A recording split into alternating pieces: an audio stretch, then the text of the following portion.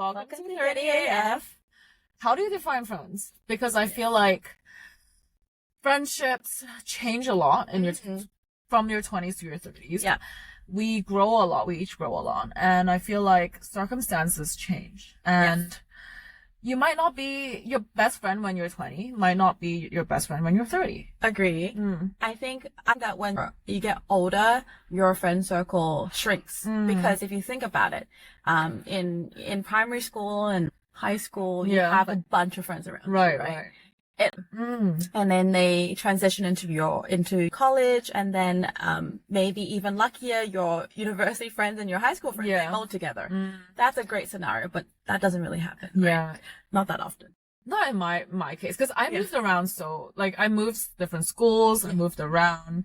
So sadly, I don't have that. I don't have like that core group of friends where I like went to kindergarten with. Yeah. But there are some friends that I still see, and they're from my primary school. And we used to be good friends, and now we're also friends. Yeah. Which is really nice. And sometimes I feel like that is because you don't have that tie anymore.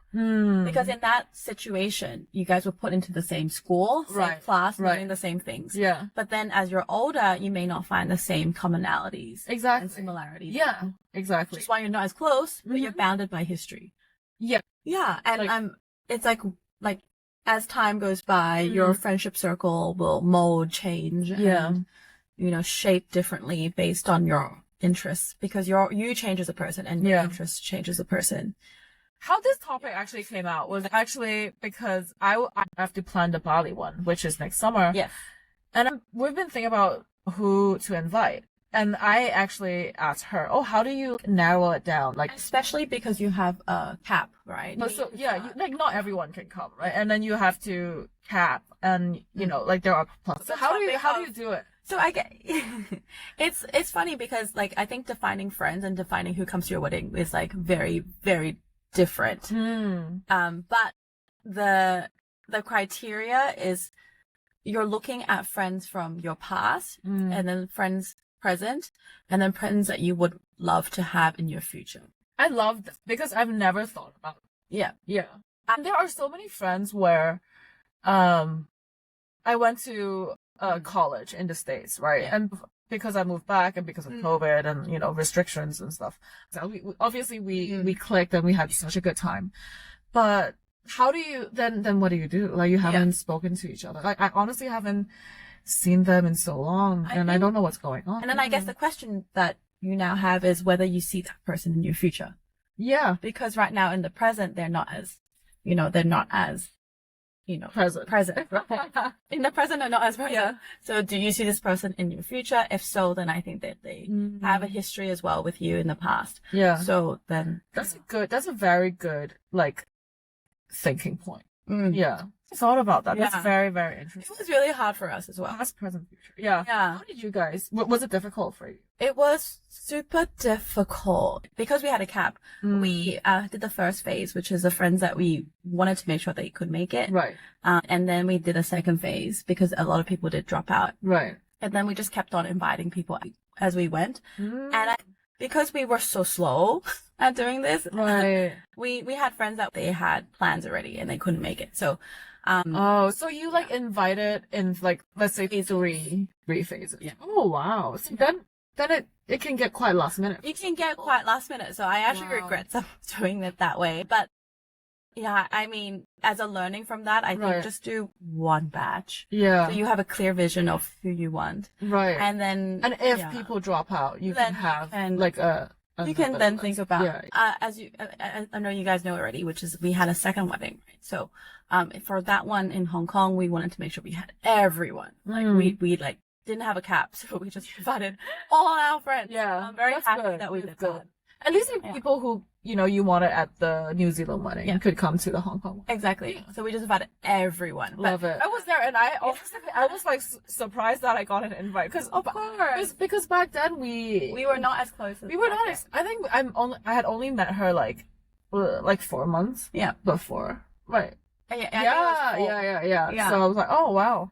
We want she sees me in her future. And now we're here. Present and future right here. And we all have limited time, right? Like we're so busy nowadays. You get older. You're so, you know, you get busier and busier. You get busier and busier, and you have limited time to spend with family, with your significant other, with friends. Yeah. So you need to, at that point, be very intentional with the people that you hang out with. Right. And I think we spoke about this before, which is friends who are connected with other friends, and it's easier to then see a whole bunch of them at the same time. Right.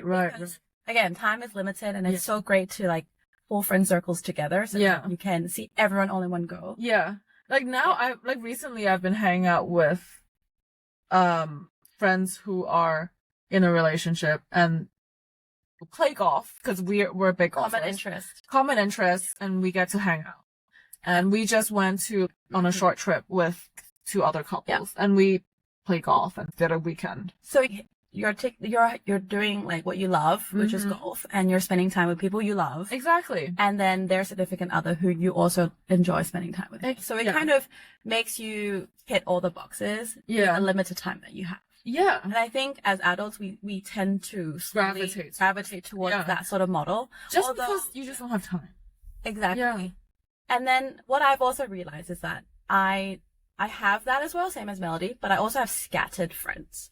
So for example, friends that don't really, how do I say it? They don't connect with another circle. Like they're just like really good friends that you just normally see one-to-one. I feel like that's my case too. Like I have a lot of scattered friends. Yeah. But now that I'm married, I'm in a relation, like I'm married. Yeah. Boris and I hang out with friends who we know we can see at once and get along together, and slowly it becomes a little group. Yes, it becomes a little group, and it's a lot easier to grow your relationship or grow your friendship that way. Yeah, it's really interesting to see like the type of friends that I was friends with in high school to then university and then now as an adult. Yeah, it's really changed. Like in the beginning when we met, I would say we are scattered friends. Yes. And then we realized that, actually we have friends in common. Like my husband is best friends with her husband's best friend. Best friend's brother. Okay, this is a bit complicated. Okay, so then like there are links. Yeah. So then it's easier for us to see each other because I think they were doing weddings. Like we went to your wedding. So many common events that you just bump into each other and you see each other and you're like, yeah, let's catch up. Like I think that just makes it so easy. Yeah, and then we can hang out as a group now. I love it when like groups merge together and all your friends become friends with each other. I think it's so precious and so. I know. I always do that with my friends. When I did my bachelor and in Ibiza, a lot of my friends have not met each other because they're quite scattered around. And that was like right after COVID, where everyone can travel. Yeah. So I have friends flew in from different places, and they all got along. I love that. One memory that comes back to me is that because I moved around a lot too. So most of my life was in Sydney, and that's where my closest, oldest friends are. And then I moved to Hong Kong 13 years ago, where I also made a group of friends. And then what I never imagined was 2 worlds colliding one day, which is what happened in New Zealand when I got married, where 2 worlds literally collided. My oldest friends met my friends in Hong Kong. I love it. And everyone loved each other and just kept on raving about each other. And now they so chat and they're friends. Yeah. And it makes me so happy to see my Sydney friends embracing my Hong Kong friends and just 2 worlds colliding. I think it's so precious. I know. And like an example is like when I really got into golf, I think like a year or 2 years ago, I met this one girl from that my coach actually introduced me to, and then that was during COVID as well. So we didn't really get to hang out, and then started playing golf, and then and then my other girlfriend started getting into golf. And then we like became a little group. And then my other friend also plays, and then why don't we just like all play together? And then now we're a little group. Yeah, and we meet every month, and we have dinner, and then we play golf. And you catch up. It's great. And I guess in conclusion, situations pull people together. Yeah, whether it be school, and then you're based on the situation that you're in school, and then become friends. And as you grow, as you in your 20s, 30s, 40s, when you move on in the stages in life, things change. Like let's say when we have kids, Yes. we'll start hanging out with our like that's true. mommy friends, right? Because our kids go to the same school. Exactly. Inevitably, like a next step. Exactly. For everyone. Yeah. Inevitable. Yeah. So yeah, situations pull people together and form friends through different moments of your life. Exactly. And don't be upset that things change. Yeah, I think normal. so. Yeah. Change is constant. Yes. I think I used to be really upset when I lost a friend. Well, what I thought lost a friend. It's just, it's not really losing. It's just, they've walked out for a moment. Right. Because situation change. And then I always feel like it's like a wave and then you'll come back together. Exactly. Because you're friends for a reason to start with, right? Yeah. If the connection is there, it'll always be there. Yeah. I agree. Yeah, I agree. Okay. All right. I think that's it. So we'd love to hear from you guys. Therapy. It's like therapy. We'd love to hear from you guys and your perspective of friends and how you define friends.